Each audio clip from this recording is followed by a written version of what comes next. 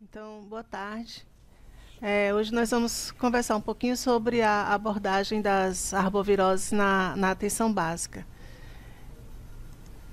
Então, a gente tem no país uma grande quantidade de vírus que são transmitidos por artrópodes, por insetos hematófagos.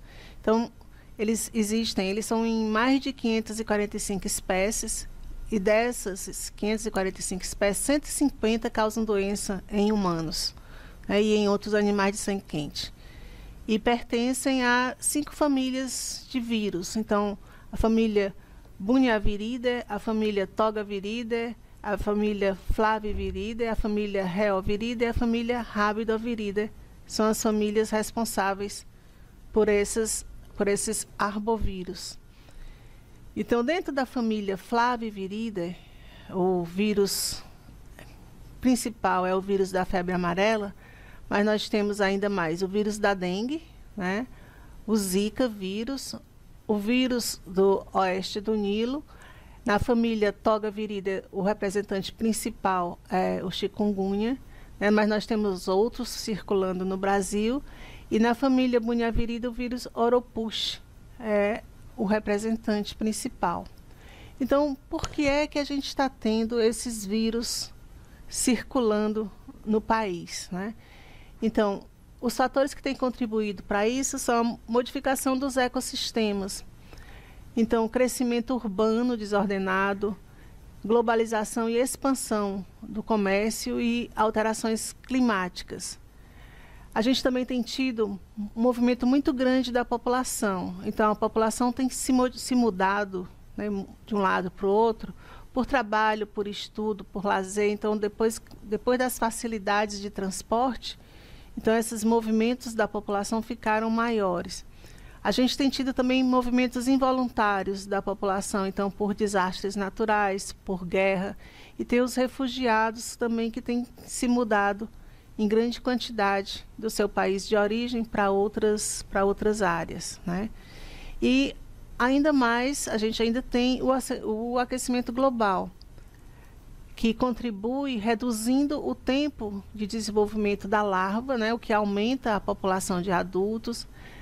Também reduz o período de incubação extrínseca, quer dizer, o período que o vírus precisa para se replicar no inseto e passar a ser transmitido. E o aquecimento expande a área em que pode ter o vetor, porque os mosquitos, de uma maneira geral, eles não se multiplicam em áreas muito frias, né? E qual é o impacto da emergência dessas arboviroses na saúde pública? Então, no Brasil, por exemplo, a gente já tem uma saúde que vive no limite dos seus recursos. E quando chega uma virose dessas, toda a população residente naquela área é exposta. E como a população não tem experiência com aquele vírus, todos são suscetíveis, o que leva à possibilidade de uma epidemia explosiva e sobrecarga do sistema de saúde que já vive no limite, com possibilidade de colapso desse sistema de saúde. Associado a isso, a gente tem o absenteísmo e a perda de produtividade das pessoas que adoecem durante o período de epidemia. Então, assim, muitas pessoas doentes ao mesmo tempo são muitas pessoas que não vão trabalhar simultaneamente. E, além disso, o sofrimento e perda de produtividade a médio prazo para os que ficam com sintomas prolongados. Então, muitas pessoas ficam indispostos. Agora, com a chikungunya, muitas pessoas ficam com artralgia, com artrite por períodos prolongados, o que leva a sofrimento das pessoas e também perda da produtividade no trabalho, né? O que empobrece não só o país, como empobrece as famílias dessas pessoas que adoecem, né? No Ceará, os casos que foram notificados em 2016 e em 2017, até o dia 23 de março, estão mostrados nessa figura, que é da Secretaria de Saúde do Estado do Ceará. Então, aqui em vermelho estão os casos de Zika, né, em 2016. Então, eles começam a aparecer aqui na semana 5, 6, né? Tem um pico aqui por volta da semana 26, né? Entre 20 e 24 aqui. Depois, a tendência é cair e ficar muito raro ou não aparecer no restante do ano. Então, assim, para a gente aqui no período de mais chuvas, né? É o período onde todas as arboviroses aparecem. Os casos de Zika, eles têm uma peculiaridade, que eles só são confirmados os casos em gestantes e os casos de microcefalia e os casos com complicações neurológicas, né? Aqui em laranja, a gente tem os casos de chikungunya, né? Que no ano passado chegaram a 31 mil casos confirmados, né? E aqui os casos já de 2017, né, que já começaram num número maior do que o que a gente teve no ano passado, né? E em azul os casos de dengue, né, que tem se mantido endêmico, né, no estado. Então, tanto o chikungunya quanto o dengue cursaram com óbitos no ano passado, né? Esse ano ainda não tem nenhum caso confirmado de óbito por dengue, e a gente já teve um caso de óbito por chikungunya no estado do Ceará, né? Então, de onde é que estão vindo esses vírus, né? Então, assim, o vírus chikungunya, ele é um alfa-vírus da família Togaviridae, né? O primeiro isolamento foi na Tanzânia, né, e em Moçambique em 1952-53. E ele ficou basicamente sem registro até 2005, quando ele apareceu na Índia, na ilha francesa de Reunião. Então, nessa época, foram 240 mil casos, com 203 óbitos. Em 2006, ele apareceu em vários países do Sudeste Asiático. Em 2007, na Itália e no sul da França. E em 2013, ele foi descrito nas Américas, na região do Caribe. Em 2014, ele surgiu na América do Sul, né, na Guiana Francesa, Venezuela, Colômbia, Suriname e no Brasil, né? E de lá para cá, ele tem aumentado, né, e aparecido em várias regiões do país. O ciclo em áreas de floresta da África, ele é transmitido pelo mosquito do gênero Aedes, principalmente esse Aedes falciparum taylori, e o hospedeiro são os primatas não humanos. Já na Ásia, é o Aedes aegypti e o ciclo é urbano. Na Ilha Reunião, o vírus se adaptou ao Aedes aegypti. Ele já era adaptado ao Aedes aegypti e ele passou a usar outros Aedes também para sua transmissão, né?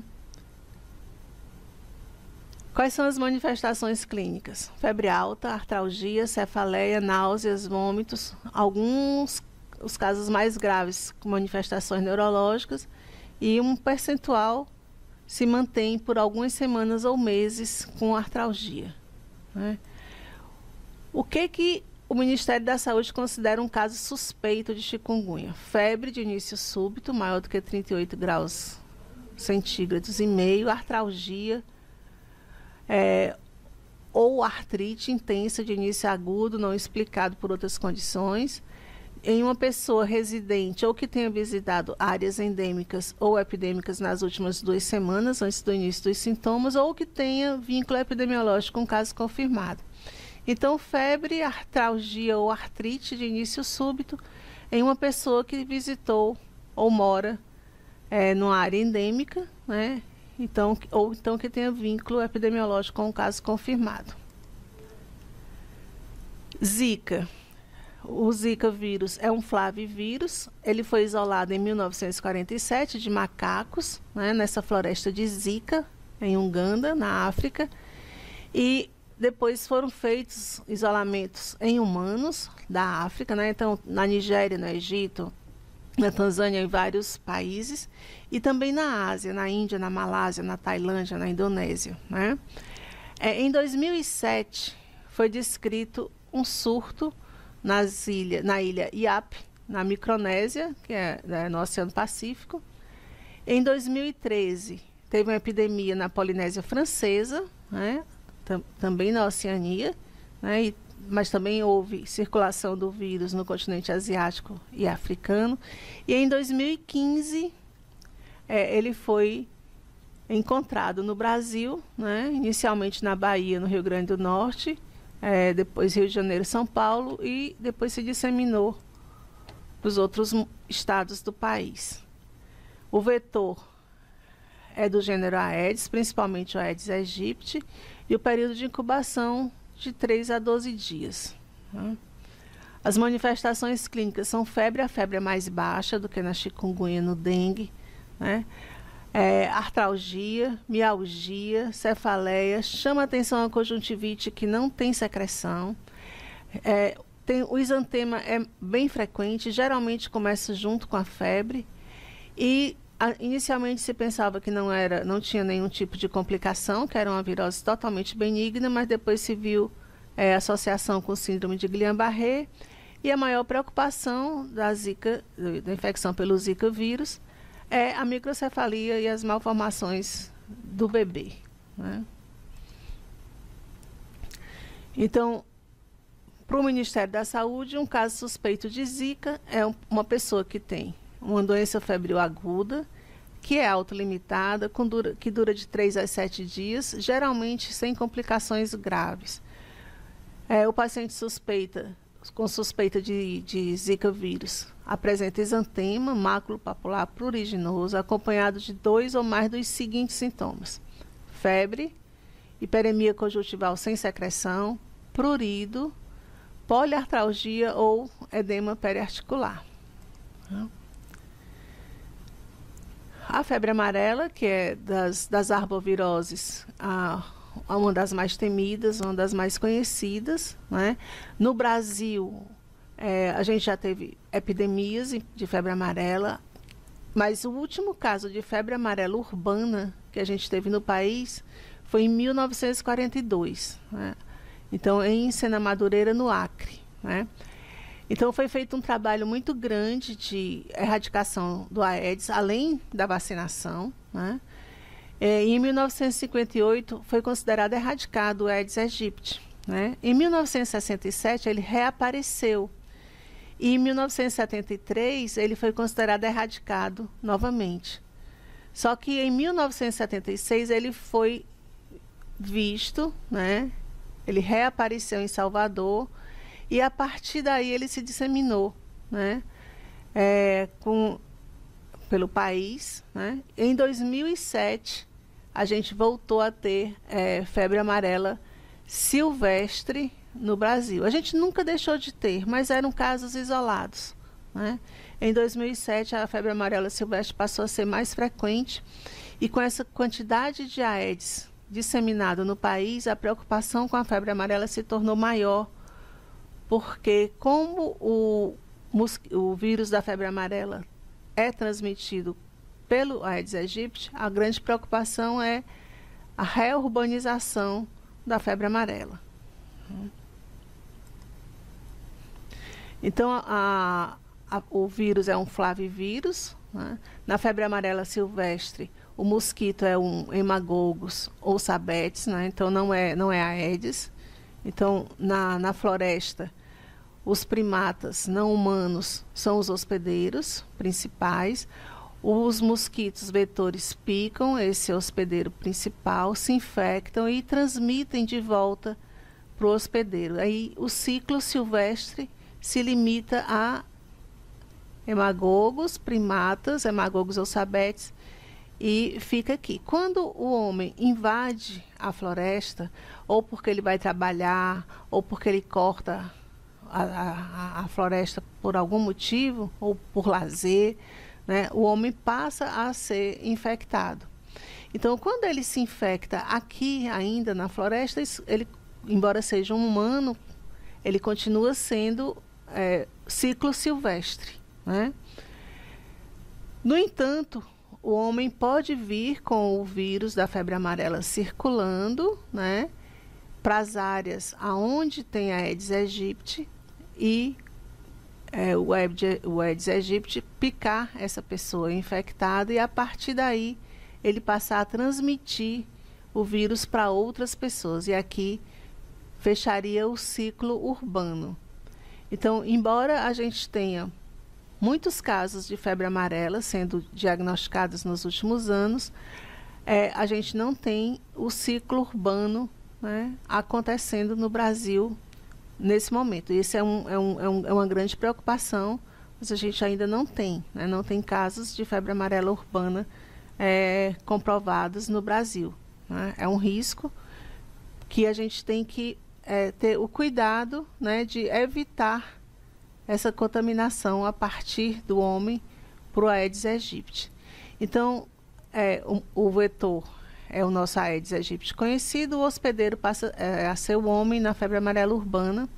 O período de incubação no mosquito, quer dizer, entre o mosquito se infectar aqui e passar a transmitir é em torno de 9 a 12 dias, e o período de incubação no humano é de 3 a 6 dias, podendo chegar a 10 dias.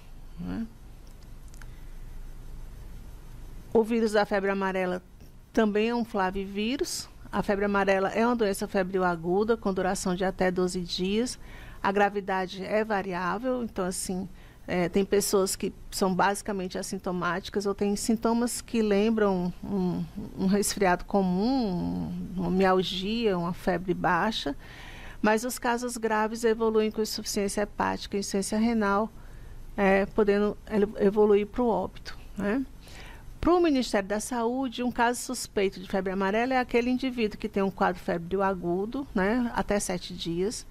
O início dessa febre é súbito, é acompanhado de icterícia ou de manifestações hemorrágicas numa pessoa que não é vacinada contra a febre amarela ou que tem um estado vacinal ignorado e que mora ou vem de uma área de risco para a febre amarela, de locais onde estão tendo epizootia por febre amarela, quer dizer, tem macaco morrendo de febre amarela, ou onde foi isolado o vírus da febre amarela de mosquitos vetores. Isso nas últimas 2 semanas. Né?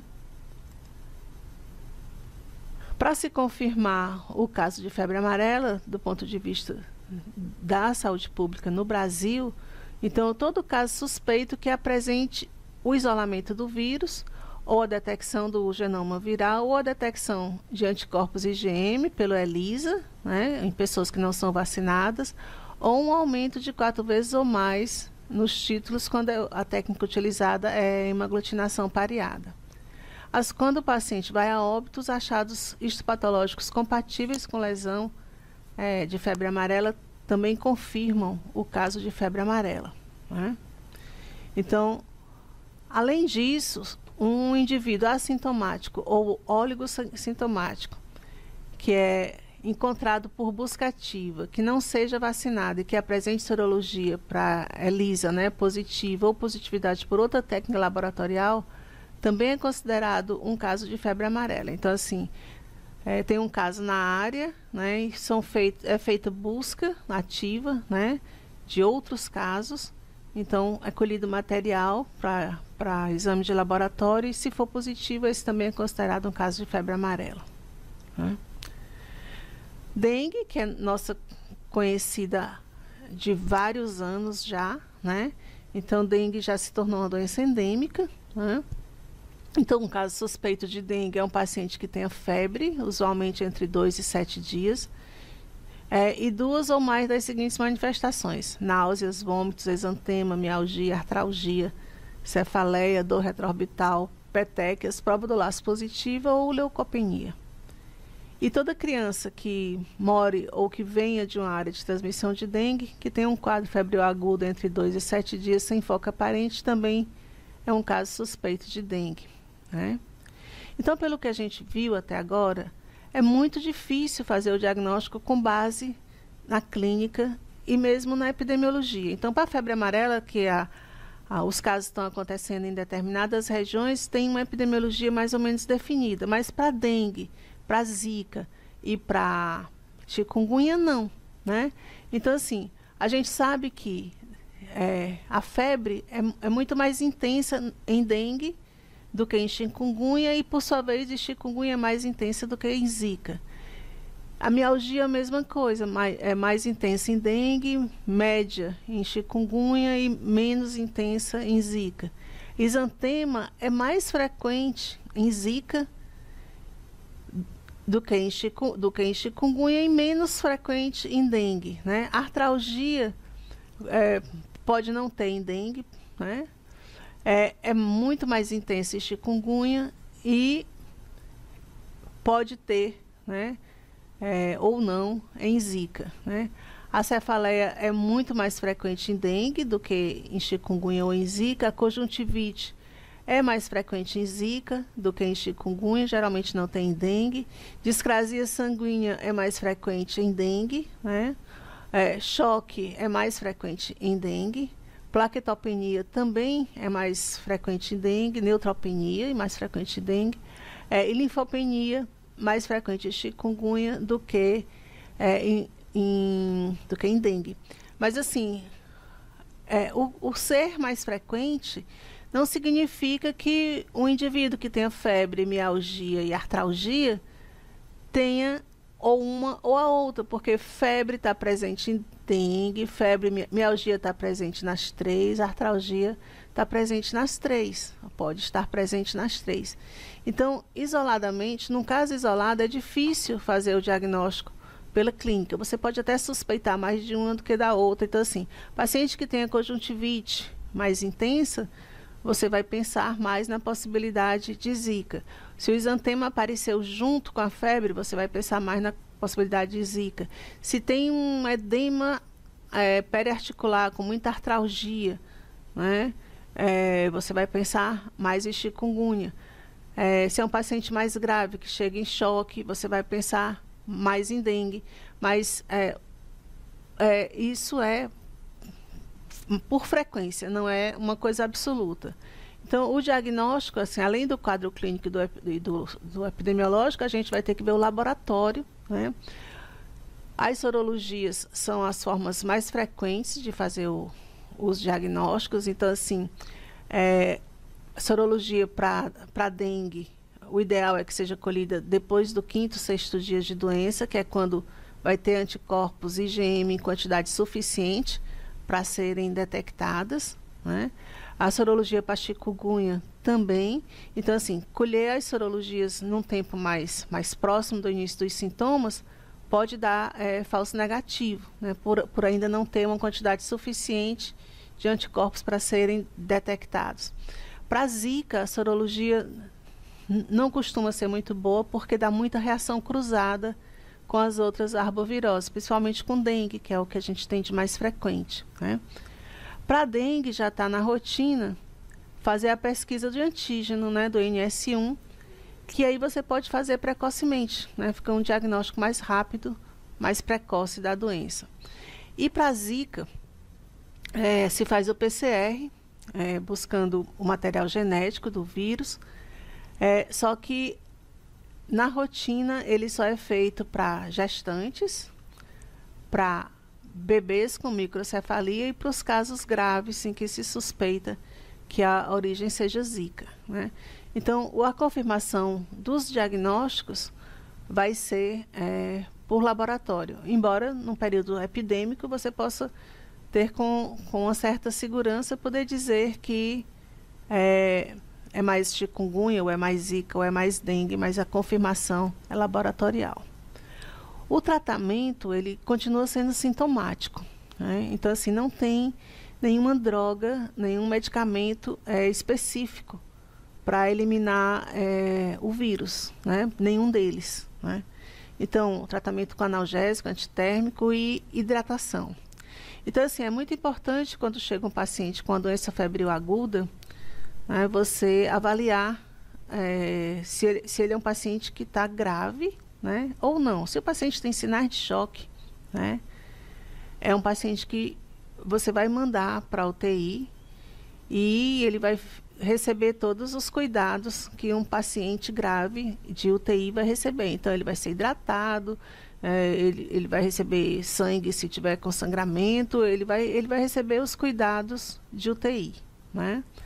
Se o paciente não tem choque, mas ele tem sinais de alarme, ele não vai ser internado em UTI, mas ele precisa ser internado para hidratação venosa e observação, para ver como que ele vai se comportar, como é que vai ser a evolução da doença dele. Se ele não tem sinais de alarme, mas ele tem um sangramento discreto, ele tem algumas petequias, ou então ele informa que foi escovar os dentes e sangrou um pouco a gengiva, esse paciente ele precisa de hidratação oral, né?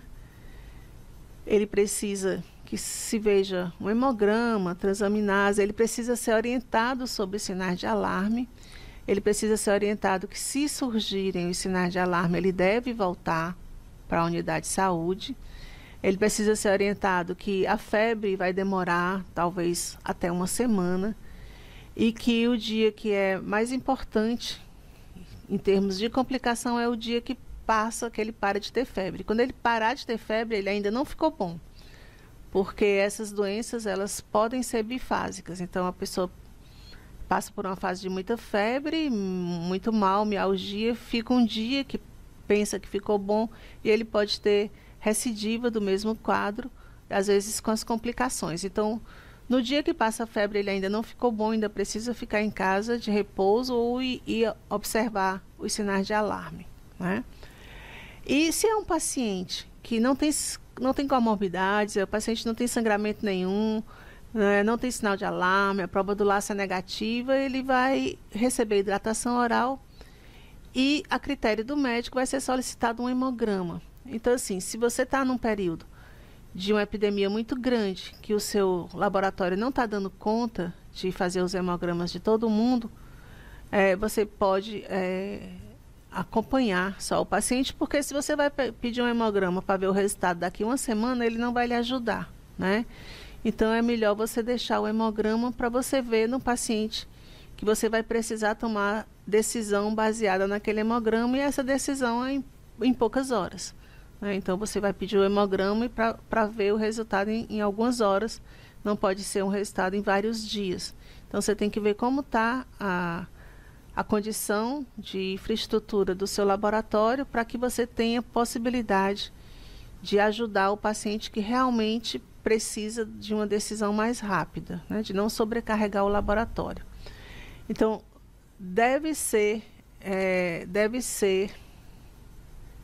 evitados os anti-inflamatórios não hormonais e os corticosteroides na fase aguda dessas doenças, né?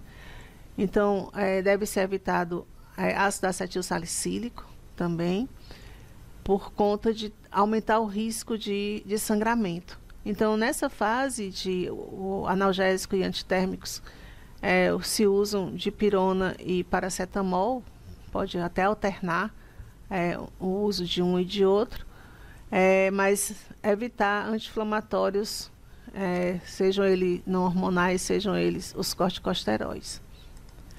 E os sinais de alarme, isso aqui todo paciente deve receber, a gente tem que insistir em dizer para cada um, né, o que é risco e o que o paciente precisa prestar atenção e voltar se acontecer. Dor abdominal intensa e contínua, né? Vômitos persistentes, hipotensão postural ou lipotímia. A pessoa se levanta, fica tonto, então isso já é um motivo para voltar. Hepatomegalia dolorosa. Sangramentos importantes, né? Sangramentos, hemorragias, hematemas e melena, né? Sonolência ou irritabilidade, diminuição da diurese, diminuição repentina da temperatura corpórea ou hipotermia, aumento repentino do hematócrito, queda abrupta das plaquetas e desconforto respiratório. Então, são sinais de alarme, né, para que o paciente retorne e seja reavaliado pelo médico que está acompanhando, ou pelo médico da UPA, ou pelo médico da emergência, né? Bom, e o que a gente pode fazer em termos de prevenção? Para a febre amarela, nas áreas onde está tendo caso, né, nas áreas vizinhas, as áreas onde estão acontecendo os casos, vacina, né? O estado do Ceará, por enquanto, não tem nenhum caso, né? Não é área que precise de vacinação de febre amarela, a não ser para as pessoas que vão viajar. Então, as pessoas que estão indo viajar precisam, para essas áreas onde está havendo transmissão, precisam ser vacinadas para a febre amarela, né?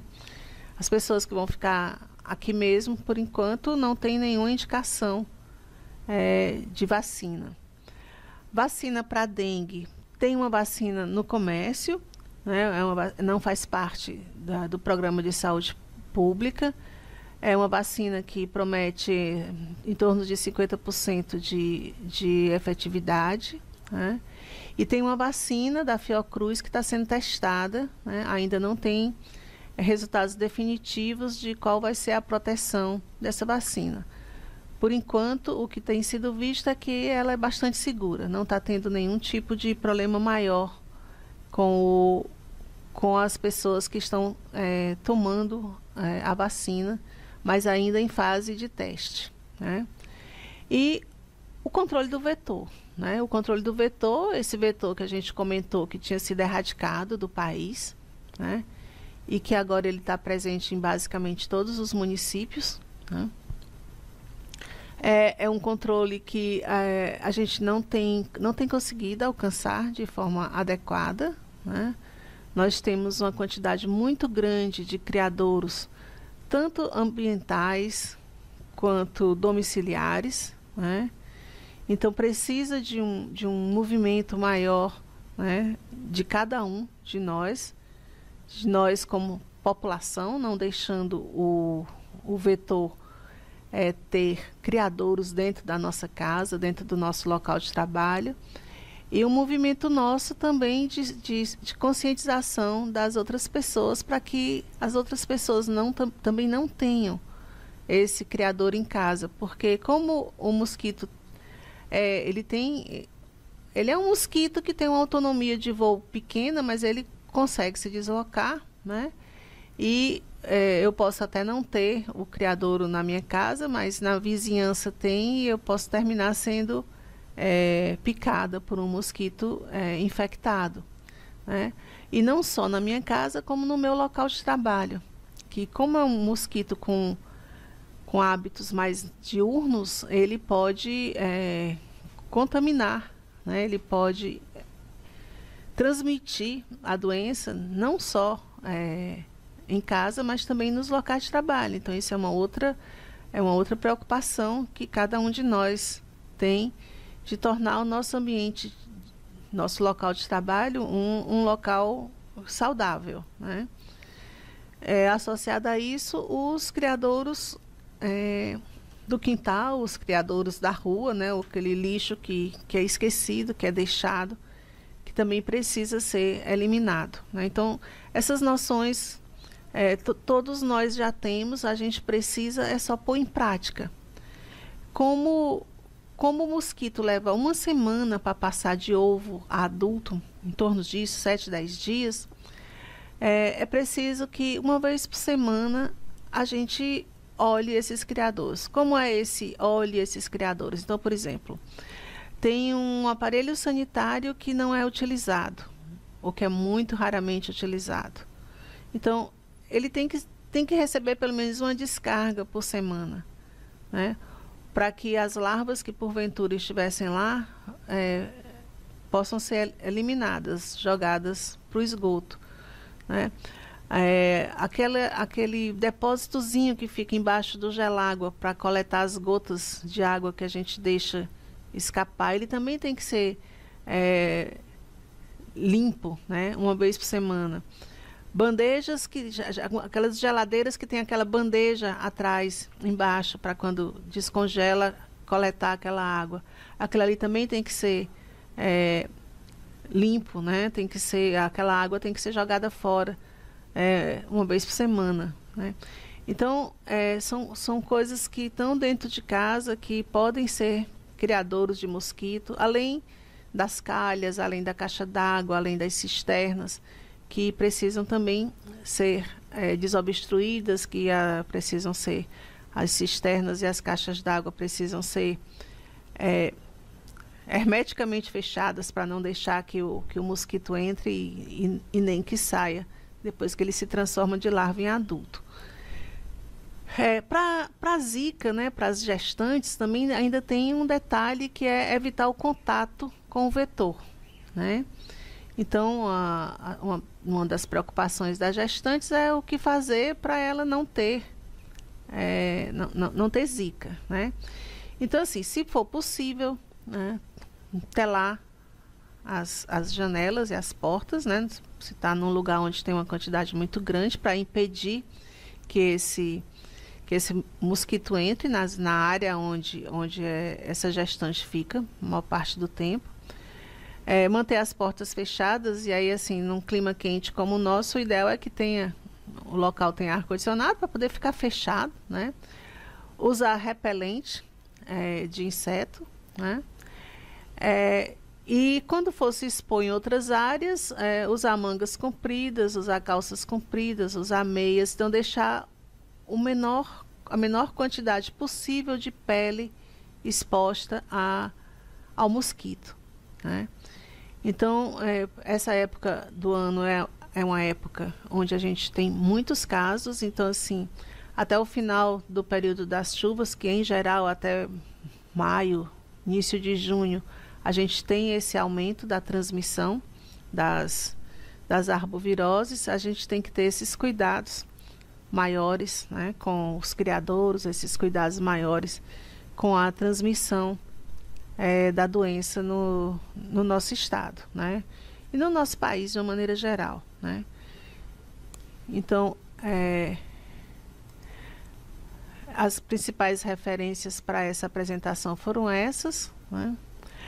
Eu não comentei sobre o vírus do Nilo Ocidental, que a gente tem poucos casos ainda, mas é um outro risco, né? Ele é transmitido, pode também ser transmitido por Aedes, né? Ele tem como hospedeiro principal pássaros, né? Então já foi uma epidemia muito séria nos Estados Unidos, né? Já foi descrito caso aqui, o primeiro caso foi no Piauí. Mas, além desses, a gente tem encefalite de St. Louis, a gente tem o vírus do Rócio, a gente tem outros arbovírus circulando, e quanto menos Aedes a gente tiver, maior a chance da gente ir se prevenindo dessas doenças virais que podem nos acometer. Então é isso. Olha, obrigada.